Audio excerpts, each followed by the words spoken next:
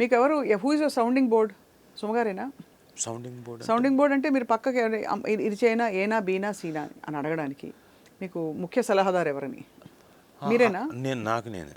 మీరు ఎప్పుడు డిస్కస్ చేయరు? సుమగారితో డిస్కస్ చేస్తారా ఎప్పుడైనా? తను డిస్కస్ చేస్తారా తన కెరియర్ ఈవెంట్ వచ్చింది వాళ్ళు చేస్తున్నారు ఏముండదు అస్సలు. ఓకే, అంటే ఒక విధంగా చూస్తే it's a great place to be. ఒకే ఇండస్ట్రీలో ఉంటూ ఒకవేళ కనుక చెప్పడం మొదలు పెట్టామనుకోండి, అదేదో మనం ఇంకొకళ్ళ స్పేస్లోకి వెళ్ళిపోయి మనం మాట్లాడేస్తున్న ఇదవుతుంది. ఎప్పుడైనా కావాలన్నప్పుడు ఇప్పుడు నేను ఇలా చేస్తున్నాను ఏంటి, ఆ బ్యానర్ ఏంటి అని యాక్ట్ చేసేటప్పుడు తెలియదు కదా తనకి, ఇండస్ట్రీలో ఉన్న బ్యానర్ తెలియదు. అప్పుడు అడుగుతుంది ఏంటి ఈ బ్యానర్ ఓకేనా కాదా అని. ఓకే, అది అంతవరకే. టెలివిజన్లో తను క్వీన్ కదా, తనకి మనం చెప్పాల్సిన అవసరం లేదు. అసలు టెలివిజన్ ఏమిటి, స్టేజ్కి షీఈ్ అ క్వీన్.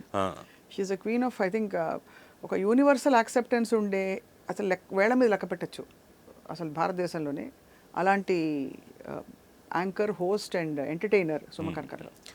మెయిన్గా ఎంటర్టైనర్. స్టేజ్ మీదకి వచ్చిన తర్వాత హోస్ట్ చేయడం ఎలాగో చేస్తుంది, అందరి పేర్లు గుర్తుంచుకొని ఎంటర్టైన్ చేస్తుంది. అది అడ్వాంటేజ్ తనకి.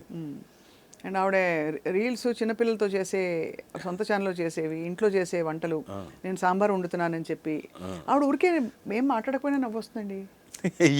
That's the way she her expression, natural humour ఉంది ఆవిడ. మొన్న ఒక రీల్ చేసిందండి, స్వీట్ ఎలా తినాలి అన్న దాని మీద చేసింది. అంటే తన ప్రజెన్స్, సెన్స్ ఆఫ్ హ్యూమర్ కానివ్వండి, ప్రజెన్స్ ఆఫ్ మైండ్ కానివ్వండి, అలా స్వీట్ తీసుకుంది. మనం ఏమనుకుంటాం, ఇంత తీసుకొని నోట్లో పెట్టుకుంటుంది అనుకుంటాం. నేను కూడా అదే అనుకుంటున్నా, ఇలా తీసుకొని కళ్ళతో తినాలి అని పెట్టేసింది. నాకు నేను నవ్వుతున్న, అమ్మా చాలా తెలివైందా, అని చాలా బాగా చేసావు, చాలా అద్భుతంగా చేస్తుంది కొన్ని. హౌ డు యు ఫీల్, అంటే మీ ఆవిడని అలా చూసి మురిసిపోతుంటారా? ఖచ్చితంగా. నిజంగా కొన్నిసార్లు కూర్చొని కొన్ని ఎంటర్టైన్మెంట్ నాకు చూస్తుంటాను. కొన్ని ఎక్కడైనా ఈకలు పేగుదామా నీ షోలో, నువ్వు తప్పు చేసావు, ఇలా చేసావు అని చెప్పడం కోసం చూస్తుంటా. ఎప్పుడైనా సీరియస్గా ఉంటారా సుమగారు ఇంట్లోనా? తక్కువే, అప్పుడప్పుడు. ఫైటింగ్, మీతో ఫైట్ చేస్తారా గట్టిగా? బ్రహ్మాండంగా. రాజా అంత లెవెల్లో ఒక్కసారి జరిగింది. కారులో అరిచింది, నేను డ్రైవ్ చేస్తుంటే నాకు మతిపోయింది. నేనే చెప్పా, అనవసరంగా నేనే కెలికా. ఎప్పుడైనా ఎవరైనా కోపం వచ్చినప్పుడు అరవాలి, అరవకపోతే ఎలా, మనసులో పెట్టేసుకొని అని ఉంటే కుదరదు అని చెప్పేసి నేనేదో హితబోధ చేశాను.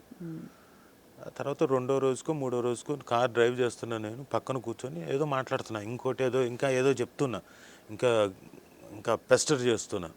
గట్టిగా అరిచింది, నాకు అర్థం కాలేదు, ఏంటి ఇలా అరిచింది ఏంటి నా మీదకి, మేరే బిల్లి మేరుకోయి మ్యావు అన్నట్టు ఫీల్ అయ్యాను.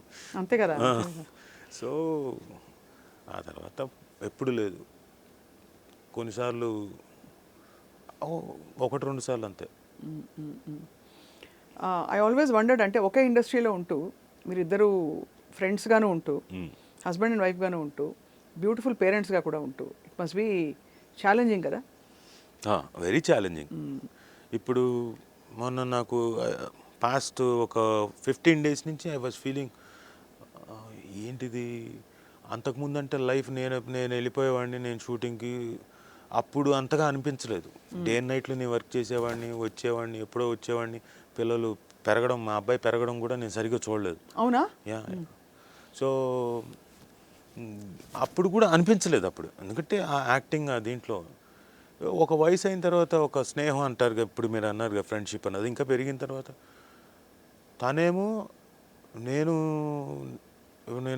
ఉన్నప్పుడు పొద్దున ఏదో స్క్రిప్ట్ రాసుకొని మళ్ళీ ఏదో తన షో ఏదో ఒకటి చేసుకోవాలి, సాయంత్రానికి ఆడియో ఫంక్షన్, అక్కడికి వెళ్ళిపోతాను ప్రీ రిలీజ్కి. 11 o'clock 12 o'clock వచ్చినప్పుడు నేను తన్ని కూర్చోబెట్టి నేనేం మాట్లాడలేను కదా, పడుకుంటుంది. ఏంట్రా ఇది ఇలా అయిపోయింది లైఫ్. అవును. కనీసం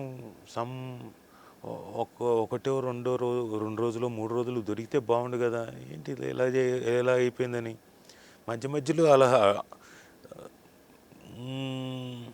ఏంటిది అనిపిస్తూ ఉంటుంది. But life. I think you have held her beautifully, in her space. That's a great thing also. అంటే ఎలా అయితే how she looks up to you, ఆవిడ రాజా అని ఎప్పుడైనా స్టేజ్ మీద అంటే భలే అందరికీ చాలా తెలుగు వాళ్ళందరూ మన ఇంటి అమ్మాయి అని అలా ముద్దొచ్చేస్తారు ఆవిడ. So I think God bless you and your family, Thank you. with eternal happiness, Thank you. always, Thank you. Rajiv.